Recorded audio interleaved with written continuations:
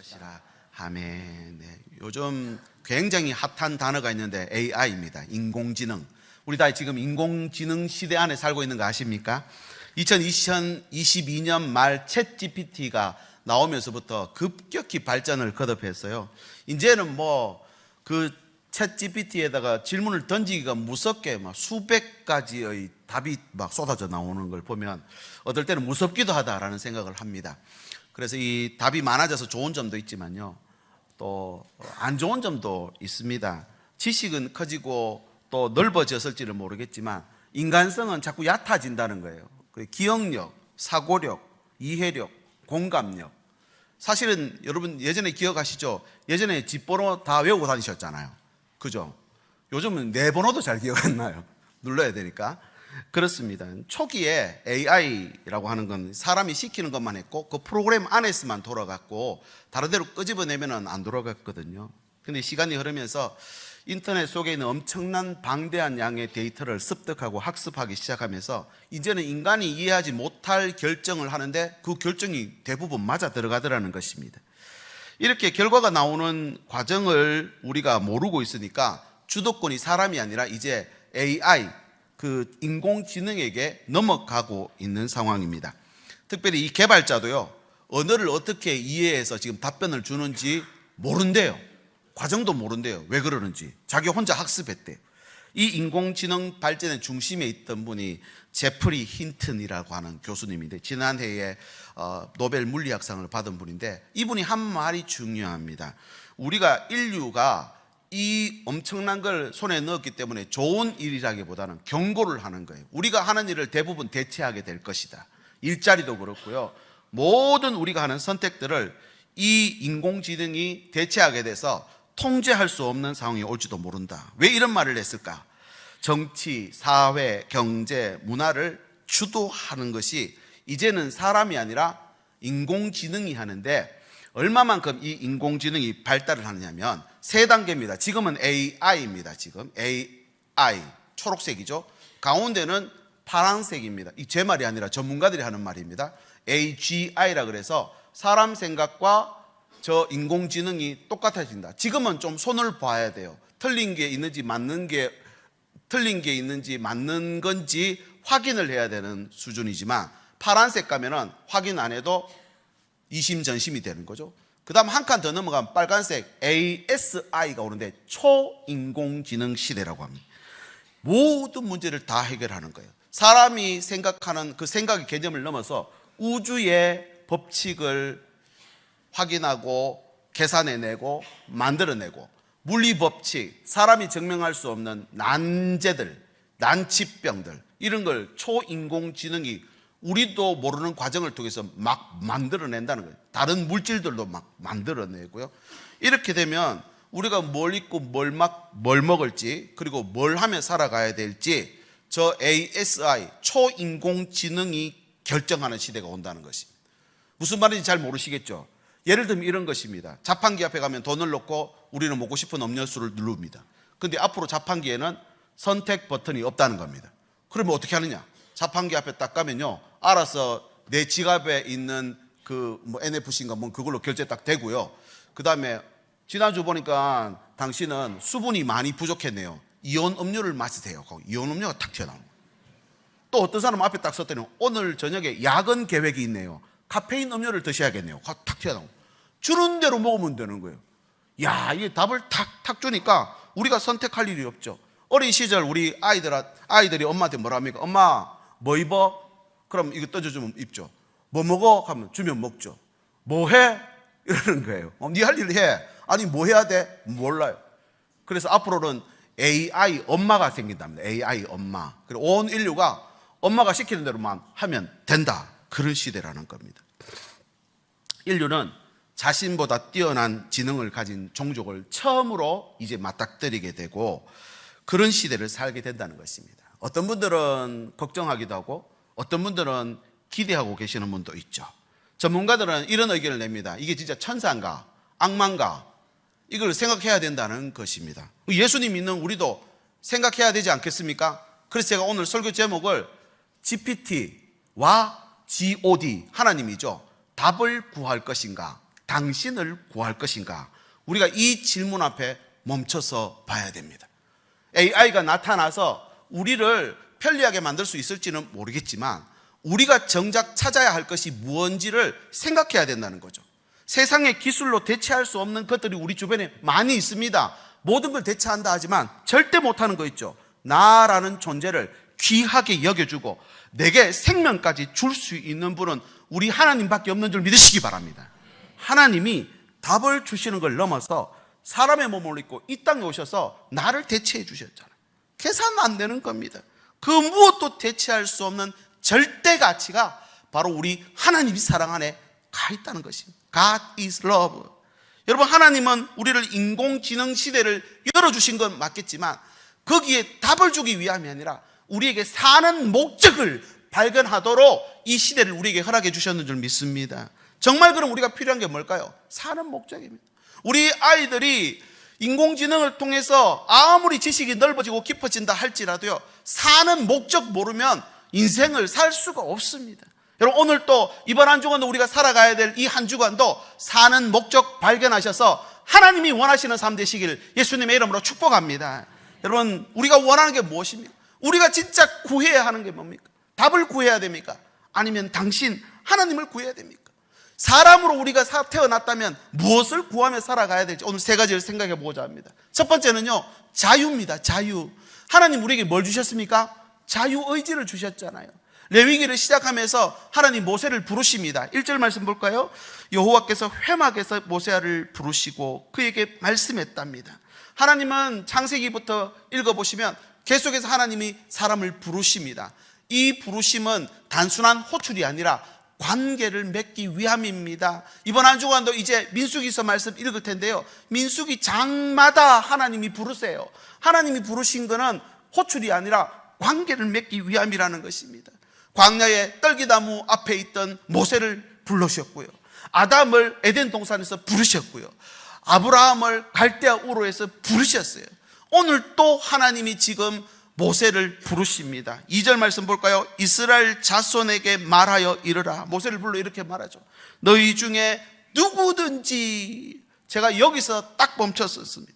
누구든지, 이 말은 모든 사람, 그러니까 사람이라고 한다면은 누구든지, 하나님은 이스라엘 백성을 선민이라고 해서 따로 대우하지 않으시고 사람이라고 하는 모든 사람을 향해서 자유의지를 주셨다는 말씀입니다.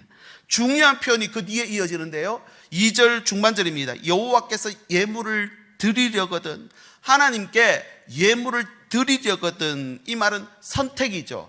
조건입니다. 드릴 수도 있고 안 드릴 수도 있고, 이 말씀을 직역하면 이렇습니다. 너는 드릴 수 있다. 그러나 억지로 드릴 필요는 없다. 그렇습니다. 예물은 가까이 나가다라고 하는 의미인데, 예물은 물건이 아니라 가까이 가고자 하는 선택이라는 것입니다. 우리가 하나님 앞에 예물을 드릴 때 각자가 정해놓고 드리는 게 아니라 내가 하나님 앞에 선택해서 내 것을 하나님 앞에 드리는 것이죠. 이 말씀이 주어진 때가 바로 출애굽 후 광야라고 말씀을 드렸습니다. 이 광야에서 이스라엘 백성들의 모습은 어땠습니까? 바로 얼마 전까지만 해도 그들은 노예였습니다. 종이었습니다. 종은 시키는 대로 해야죠. 자유가 없습니다. 쉬는 것도 허락받고 쉬어야 돼요. 언제 일할지 뭘 할지 선택이 안 됩니다. 그런데 하나님이 그들을 자유민으로 끄집어내고 구원하시고 난 다음 처음 선언이 너희는 자유를 가진 자다 라고 선언하는 것이 바로 너희 중에 예물을 드리려거든, 이 말입니다. 강요당하는 존재가 아니라는 자유선언문이라는 것이죠. 그래서 구약학자들은 이렇게 말합니다. 이스라엘의 제사는 신을 달래기 위한 주술이 아니라 자발적으로 하나님께 나아가는 관계에 대한 응답이다. 출애굽 이후의 율법은 자유를 억압하는 게 아니라 이 자유를 어떻게 써야 할지 가르쳐주는 법이다 라고 말해주고 있습니다. 처음 사실은 인간을 창조할 때부터 하나님이 아담과 하와에게 자유의지 주었죠. 창세기 2장 17절, 선악을 알게 하는 나무의 열매는 먹지 말라. 네가 먹는 날에는 반드시 죽으리라 하시니라. 여기 보시면 자유의지가 가득 들어있습니다. 알고자 하는, 모르고자 하는, 그리고 먹고자 하는, 안 먹고자 하는, 죽을 것, 안 죽을 것 선택 다 하게 만들었다는 거죠. 이 말씀은 사람을 어떤 존재로 지었는지에 대한 확실한 말씀입니다. 자유. 여러분, 하나님 왜 우리에게 자유를 주셨을까요? 우리를 로봇으로 만들지 않았습니다.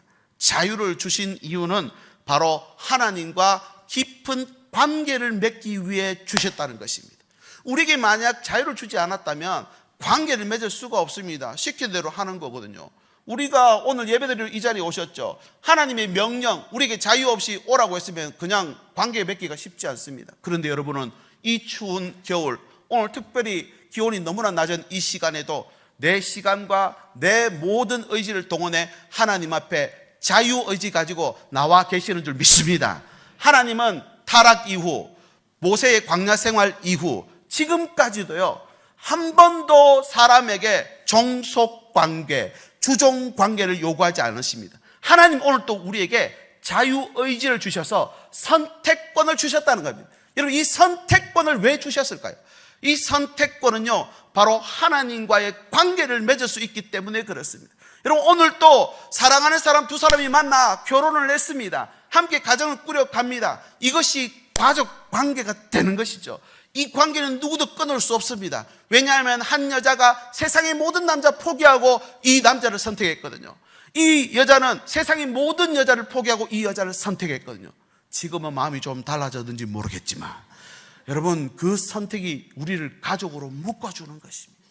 이게 중요합니다. 하나님 내게 주신 자유의지 가지고 하나님 앞에 예배하고 하나님께 찬양하고 하나님 앞에 예물을 올려드릴 때 하나님과의 관계는 계속해서 더 깊어지는 줄 믿으시기 바랍니다. 로마서에 가보면 이 관계 끊을 수 없단 말합니다. 로마서 8장 38절, 내가 확신하노니 사망이나 생명도 끊을 수 없대요. 마지막 구절 가보십시오. 어떤 피조물이라도 우리를 우리 주 그리스도 예수 안에 있는 하나님의 사랑에서 끊을 수 없으리라.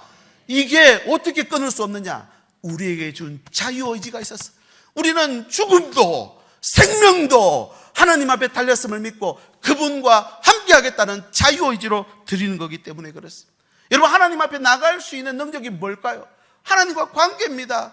내가 아빠한테, 엄마한테 용돈을 달고 또 밥을 달라고 할 수 있는 게 뭡니까? 엄마니까 아빠니까 그렇죠. 옆집 아저씨한테 달라고 하면 이상한 사람 취급합니다. 왜요? 관계가 없으니까요. 여러분, 하나님과 관계 맺기에는 이 자유의지를 사용해야 된다는 것입니다. 일반적으로 AI는 계산 잘합니다. 판단합니다. 어떤 선택이 효율적인지 금방 압니다. 그러나 AI가 없는 게 있습니다. 자유의지 말입니다. 자유의지가 없으니 하나님 앞에 나갈 수 없죠. 하나님 앞에 자유의지가 없어 못 나가니 능력이 안 생기는 겁니다. 회개할 수도 없고요, 예배할 수도 없습니다. 그러나 우리는 하나님 앞에 나갈 수 있습니다. 하나님 앞에 예배할 수 있고 회개할 수 있습니다. 이 과정이 어떻게 만듭니까? 그 사랑 얼마나 아름다운지, 그 사랑 얼마나 날 부욕해 하는지. 할렐루야. 더 깊이 더 크고 놀라운 사랑으로 우리를 이끌어가는 것이 바로 자유입니다. 자유. 여러분, 이 자유를 잘 사용할 수 있기를 바랍니다. 세상 사람들은 자유를 내 멋대로 하는 거라 생각합니다. 내 멋대로 하면요, 내 성별도 마음대로 바꿀 수 있다는 거죠. 내가 남자로 태어났는데 여자 하고 싶다는 거예요. 그러니 미국 같은 데는요, 성별을 적는 난이 엄청나게 크게 란이 마련되어 있더라고요. 왜 이렇게 크냐고 물어봤더니 우리는 두 칸이면 돼요. 남자인지 여자인지. 그런데 미국에는요, 성별이 그렇게 많대요. 수백 개나 된대요. 그건 자유가 아니라는 거죠. 여러분, 성경은 자유를 다르게 말합니다. 하나님이 우리에게 주신 이 자유는 하나님과 깊은 관계를 맺기 위한 가장 소중한 방편이라는 것입니다. 오늘 내게 주신 자유 가지고 하나님을 마음껏 예배할 수 있기를 축복합니다. 하나님께 순종할 수 있기를 바랍니다. 하나님께 기도하고 하나님의 응답, 여러분, 이 자유함을 통해 받는 것입니다. 여러분, 그런데 우리는 이 자유를 의무로 바꾸고 있는 건 아닙니까? 예배해야 된다는 부담감으로 억지로, 이번 주도 예배 안 하면은 찝찝하니까 그냥 하나님 앞에 억지로 꽂아놓은 보릿자루처럼 와서 앉아있다면 하나님의 은혜가 자유로 작동하지 않는다는 거죠. 그래서 이 말씀을 세 가지로 적용해 보겠습니다. 여러분, 부담이 아니라 자유의지로 예배를 회복하시고 기도를 회복하시고 하나님 앞에 드리는 헌신을 회복할 수 있기를 바랍니다. 두 번째는 하나님께 가까이 나가는 구체적 자리를 선택하십시오. 기도하는 자리, 말씀 듣는 자리, 공동체에서 섬기는 자리로 내가 선택해서 가는 것입니다. 지금도 열심히 지금 식당에서는 봉사자들이 열심히 밥을 짓고 설거지를 하고 찬물에 손을 담그고 있습니다. 자발적입니다. 자유의지입니다. 하나님 사랑하니까 이 봉사와 섬김을 통해 하나님과의 관계가 더 깊어지니까 여러분 오늘 또 예배만 드리고 돌아가는 것이 아니라 하나님과의 관계가 더 깊어지고 하나님의 응답을 체험할 수 있기를 진심으로 소망합니다. 자유란 그런 것입니다. 마지막 세 번째는 미뤄왔던 한 가지를 하나님 앞에 다시 드리는 겁니다. 우리가 자유의지가 있으니까 하나님 해야 되겠다, 하나님 어떤 일을 드려야 되겠다, 그러다가도 내 자유의지가 있으니까 안 하는 거예요. 지체하는 거예요. 여러분 자유의지 가지고 하나님 앞에 온전히 드릴 수 있기를 바랍니다. 여러분 자유란 하나님 없이 답 찾고 결정할 수 있는 게 자유가 아니라 하나님과 끊어질 수 없는 관계 만드는 게 내게 주신 자유라는 것이, 이번 한 주간 이 자유의지 가지고 하나님과 깊은 관계 만들어 가시기를 축복합니다. 두 번째는 기준이 있습니다. 기준, 사람에게 주신 기준인데 이건 하나님의 기준으로 적용할 수 있습니다. 3절 볼까요? 그 예물이 소의 번제이면 흠 없는 수컷으로. 그러다가 제가 또 멈췄습니다. 흠 없다라고 하는 이 말은 결점 없다, 완벽하다, 이런 뜻을 갖고 있죠. 그런데 하나님이 이 흠 없고 완전하다 이 말을 사람에게 적용해요. 아브라함에게 창세기 17장 1절 나는 전능한 하나님이라 너는 내 앞에서 행하여 완전하라. 참 부담되지 않습니까? 노아에게도 그랬어요. 창세기 6장 9절 노아는 의인이요 당대의 완전한 자라. 여러분 사람이 완전할 수 있습니까? 노아가 정말 완전했습니까? 아브라함이 완전했습니까? 아니요. 그런데 하나님은 완전한 자다, 완전히 행하라. 이게 무슨 말일까요? 제가 궁금해서 주석과 또 자료들을 찾아봤습니다. 근데 이 히브리어 단어는 타밈이라고 하는데 한결같은 마음, 온전히 드리는 마음. 우리 자녀들이 부모를 사랑하는 마음으로 삐뚤삐뚤 글씨지만 엄마 아빠 사랑해요라고 적어주죠. 우리 조부모님들 그거 다 한 장씩 사진 찍어서 갖고 계시는 분들 계시죠. 왜 그렇습니까? 완벽해서 그렇습니까? 흠 없어서 그렇습니까? 아니요. 철자 다 틀렸고 글자 삐뚤삐뚤한데 거기 한결같은 우리 후손들의 마음이 담겨 있거든요. 내 자녀의 마음이 담겨 있거든요. 그걸 하나님이 흠 없다고 보십니다. 타밈, 모든 걸 하나님 앞에 드리는 완전한 하나님 앞에 드리는 기준이다 라고 봐주시는 것입니다. 여러분 그 기준이 어디로 향하는지 보십시오. 3절 중반절입니다. 회막문 여호와 앞에, 예배하는 하나님 앞에 서는 그 자리에 3절 하반절 기쁘게 받으시도록 드릴지니라. 이렇게 기준을 세운 목적이 뭐냐? 하나님 앞에 예배하는 거고 이 예배를 하나님이 받으시기 위해서 이 타밈, 흠 없는 제물이 필요하다는 거죠. 그런데 이 하나님이 받으실 만한 예배는 어떤 예배일까요? 여러분 하나님은 오늘 또 우리에게 마음과 열과 성을 다해서 영과 진리로 하나님 앞에 나가길 원하십니다. 우리 지난 한 주간에 얼마나 완벽해야, 얼마나 흠없어야 하나님 예배를 받으실까요? 아니라는 거예요. 힘들고 어렵지만 지금 형편이 도저히 예배 드릴 형편이 아니라서 온라인으로 예배를 드리고 있는 분, 또 일터에서 당번을 바꿀 수 없어서 그곳에서 예배를 드리고 있는 분, 그러나 하나님을 향한 진실한 마음을 가지고 예배를 드린 것, 그게 타밈, 흠 없는 예배라는 것입니다. 여러분 다윗은 자신의 하나님 앞에 드리는 그런 예물과 예배가 연합되기를 바랬습니다. 시편 19편에 이 다윗의 시를 노래로 만들어놨죠. 나의 입술의 모든 말과 나의 마음의 묵상이 주께 연합되기를 원하네. 여러분 오늘 저와 여러분의 마음에 있는 모든 간절한 기대와 바람들이 하나님께 연락될 수 있기를 소망합니다. 여러분 그래서 기준이 필요했던 거예요. 이스라엘 백성이 자유민이 됐어요. 자유를 선포했죠. 그럼 내 마음대로 하면 되겠네요? 내 마음대로 하면 되겠네요? 그게 아니라는 거예요. 하나님의 기준이 있다는 거예요. 내 마음의 중심을 가지고 하나님께 나가야 되는 것. 사실 애굽의 제사의 기준은 사람이 정했거든요. 사람이 예물을 정했거든요. 그런데 오늘 하나님이 모세에게 와서 하나님의 예물의 기준을 정하고 있더라는 것. 여러분 하나님이 정한 기준은 땅의 것이 아니라 하늘의 기준을 두고 있다는 게 중요합니다. 여러분, 이 말씀을 적용해 보시죠. 이 땅을 우리가 딛고 살아가지만 기준은 하나님 기준으로 사는 것입니다. 아멘이십니까? 그렇다면 내가 하는 말도 하나님이 주시는 말을 해야 돼요. 내가 드리는 기도도, 내가 하는 행동도, 내가 하는 모든 처결도 하나님 기준으로 하는 게 맞습니다. 아멘이십니까? 완벽하고 흠 없는 삶을 받으시는 게 아니라 하나님이 받으실 만한 말을 하고 받으실 만한 예배를 하고 기도하고 찬양을 하는 것입니다. 예물도 마찬가지입니다. 예수님이 과부의 2렙돈을 귀하게 보셨습니다. 왜 그랬을까요? 오늘날로 치면 1,000원도 안 되는 돈입니다. 그거 드렸다고 칭찬하니 바리새인과 서기관들이 싫어했습니다. 여러분, 큰 금액은 아니었지만 그 과부에게는 전 재산이었거든요. 전 재산을 하나님 앞에 드렸거든요. 우리 찬양대가 전공자들이 있으시기도 하겠지만 아니십니다. 그러나 최선을 다해서 하나님 앞에 찬양을 드렸습니다. 여러분, 이 찬양은 탐임, 흠없는 제물로 하나님 받으시는 줄 믿으시기 바랍니다. 오늘과 우리가 드리는 예배도 마찬가지입니다. 도저히 예배할 수 없는 형편 가운데 있지만 내 마음 상태가 너무 상하고 마음이 너무 아픈 상황 가운데 있지만 하나님이 받으실 만한 예배인 줄 알고 이 자리에 앉아있는 자체가 하나님이 탐임, 하나님이 받으시는 기준으로 인정해 주시는 줄 믿으시기 바랍니다. 여러분, 기준이 없다면 어떤 일이 벌어질까요? 방종이 생깁니다. 각자의 방식대로 합니다. 세상의 기준은요, 특별히 거절을 중심에 놓고 있습니다. 합격 통보가 뭐를 기준으로 합니까? 불합격이 있으니까 합격이 되는 거죠. 지급한다. 은행에서 보험금을 지급한다. 이것도 불합격과 합격 기준이니까 지급하는 거죠. 근데 여러분, 중요한 것은 이 하나님이 주시는 기준이 아니라 땅의 기준을 가지고 말하면 내가 아무리 노력하고 내가 아무리 힘을 쓴다고 해서 여러분 그 기준이 제대로 이루어지는 게 아닙니다. 땅의 기준은 무조건 그래서 깨지게 되어 있습니다.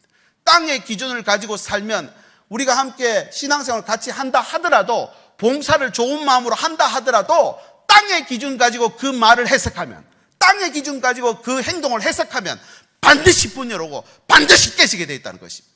여러분, 오늘 이후로 땅의 기준이 아니라 하늘의 기준 가지고 성도들을 사랑하고 하나님을 사랑할 수 있기를 축복합니다. 하나님의 능력보다 기준을 보십니다. 이 기준, 예배 제사법이잖아요. 이 기준은 넘지 못할 장벽이 아니라 나를 지키는 울타리가 되는 커트라인인 것입니다. 관계를 보호하는 울타리가 되어야 되는, 내가 갖고 있는 기준은 그런 것입니다. 여러분, 우리가 오늘도 하나님 앞에 기준을 삼고 있는 건 어떤 것입니까? 나는 저거 이해 못해, 나는 저거 받아들일 수 없어, 이러면 다 깨지는 거예요. 그러나 하나님 기준 가지고 저 사람도 용납하고 이 사람도 품고 저분도 내가 안아주고 이렇게 되면 여러분, 우리를 보호하는 안전장치가 되는 것이죠. 여러분, AI는 기준으로 최적화되어 있답니다. 어떤 과정이나 원리로 이런 대답하는지 결과는 내는데 개발자도 과정을 모른다는 거예요. 어떤 기준인지 모르니까 거기 따라가도 불편한 거예요. 거기 따라가도 굉장히 불안한 거예요. 예를 들면 이런 것입니다. 드론이 날아갑니다. 산에서 길을 잃었을 때 드론은 나를 찾아주니까 얼마나 고마운 존재입니까? 반대로 전쟁터에서 드론은 나를 공격합니다. 아무리 깊이 숨어도 열추적 화상기로 나를 찾아내서 러시아, 우크라이나 전쟁하는 영상 보셨죠? 아무리 도망가도 끝까지 찾아와요. 이게 위협이라는 거예요. 그러나 예수 그리스도는 우리에게 그런 기준을 요구하는 게 아니라 모든 기준을 하나님의 기준으로 맞추어서 우리를 흠없는 자로 대우하시는 줄 믿으시기 바랍니다. 왜냐하면 그분이 직접 자신이 흠없는 제물이 되어 우리를 대속하셨기 때문입니다. 여러분, 오늘 또 우리 헌신과 예배는 내 기준이 아니라 하나님 기준으로 나가야 합니다. 적어도 모자르고 부족해도 하나님 앞에 온전한 탐임, 흠없는 예물로 나갈 수 있기를 예수님의 이름으로 축복합니다. 세 가지 또 적용해 볼까요? 우리의 예배, 헌신, 내 방식이 아니라 하나님 방식을 선택해야 합니다. 여러분, 공예배, 어디까지가 공예배입니까? 줄 예배요? 오후 예배도 있는데요. 오후 예배만 있습니까? 내일부터 새벽 예배도 있습니다. 수요 예배도 있습니다. 금요 철학 기도도 있습니다. 내가 하나님 앞에서 탐임, 흠없는 진정한 제사를 올리기 위해 내 스스로가 그 기준을 정해보는 거예요. 그럴 때 하나님이 받으실 만한 예배가 되는 줄 믿습니다. 세상 문화도 마찬가지죠. 그래서 두 번째, 선택의 순간마다 하나님 앞에 결정해야 됩니다. 술, 담배 문제를 떠나서 이제는 금전 문제가 우리 삶 속에 들어와 있습니다. 돈을 빌려줬는데 못 받았어요. 그러면 깨지는 것이죠. 또 상황 가운데 함께 봉사하고 사역하다가도 마음 상하는 경우가 있습니다. 여러분, 이때 하나님 앞에서 결정해야죠. 내가 결정하는 게 아니라, 여러분, 완벽주의가 아니라 하나님이 연락하시는가 이 말입니다. 흠 없다는 것은 실수 없다는 게 아니라 내 중심이 하나님께 향해 있는가. 여러분, 내 중심이 하나님 앞에 제대로 향해 있으면 사람도 언젠가는 이해할 줄 믿습니다. 이게 기준이라는 거예요. 마지막 세 번째는요, 책임입니다. 4절 말씀 앞부분입니다. 그는 번제물의 머리에 안수할지니, 이렇게 되어 있습니다. 안수는 책임을 전가하는 거죠. 내 책임인데 전가시키는 거예요. 그런데 제사장이 하는 게 아니라 개인이 하는 거예요. 책임져야 될 사람이 안수하는 거예요. 그럼 여러분, 이렇게 생각해 보시죠. 지금 이스라엘 백성들이 제사를 지냅니다. 집에서 황소를 끌고 나와요. 옆에서 보는 사람들이 뭐라고 생각할까요? 엄청난 죄를 지었겠나 진짜. 그죠?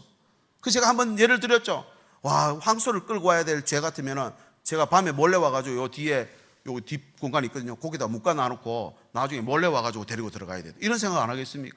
결국은 책임이라는 건 드러내는 거거든요. 근데 이렇게 드러내는 자에게 하나님 어떻게 하는지 보십시오. 4절 중반절입니다. 그를 기쁘게 받으심이 되어 연락한다. 여기도 탐임입니다.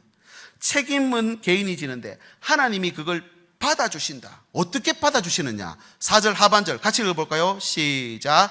그를 위하여 것이라 속죄가 될 것이다. 여러분, 이 속죄가 된다는 게 어떤 의미냐면 덮어준다는 말입니다. 속죄는 죄를 속한다는 말이기도 하지만 이 어원은 덮는다는 말입니다.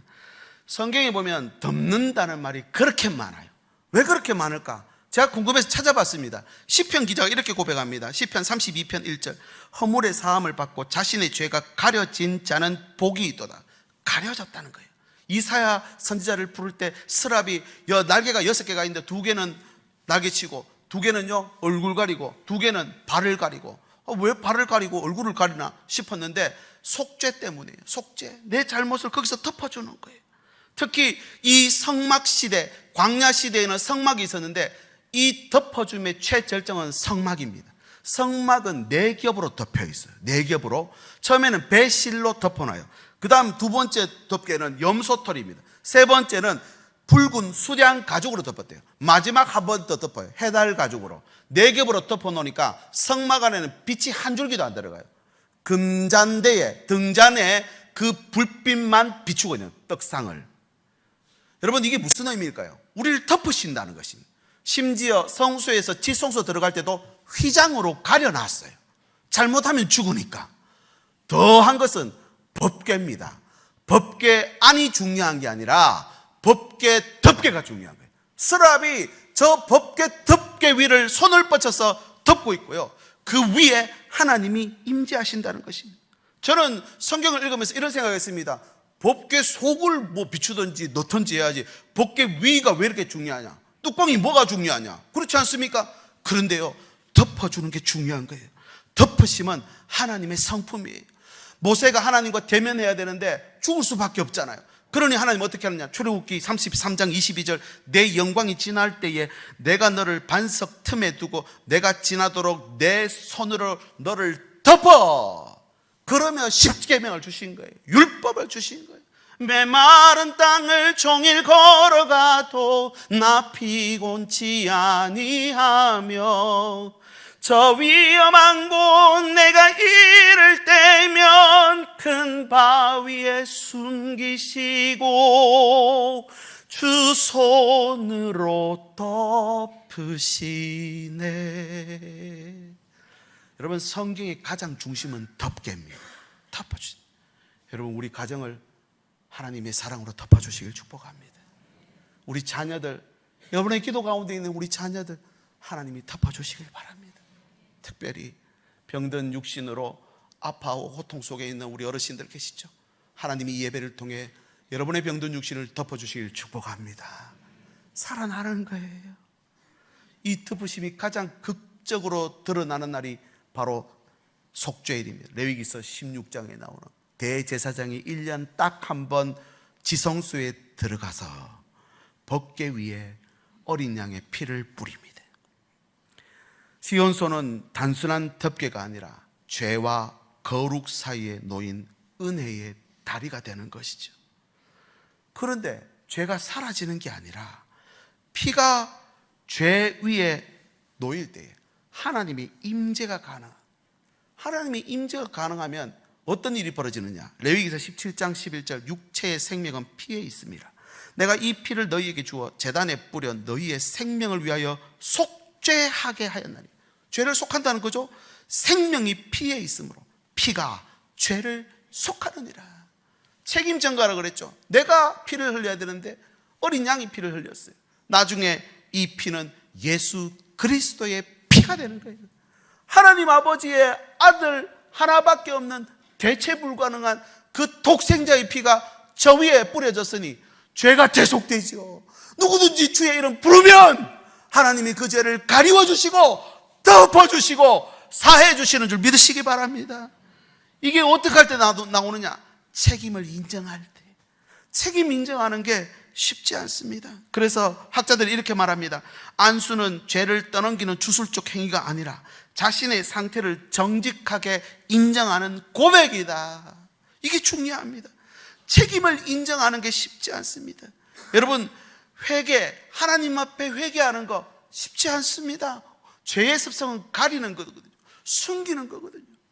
서로 또 우리가 뭔가를 잘못했을 때 먼저 사과하고 먼저 용서를 비는 게 쉽지 않습니다. 내가 책임지는 거거든요. 하나님 앞에 회개하는 거, 서로에게 사과를 먼저 건네고 손을 내미는 거, 내가 책임지겠다는 말이에요. 책임 어떻게 집니까? 눈에는 눈, 이에는 이죠. 그런데 하나님이 그걸 그대로 두지 않고 덮어주신다, 가려주신다, 회복시키시고 다 사해주신다. 그렇게 오늘 약속하시는 줄 믿습니다. 오늘도 내가 책임을 인정하는 순간 하나님의 속죄의 은혜가 우리 심령 가운데, 우리 가정 가운데, 우리 삶 가운데 나타나는 줄 믿으시길 바랍니다.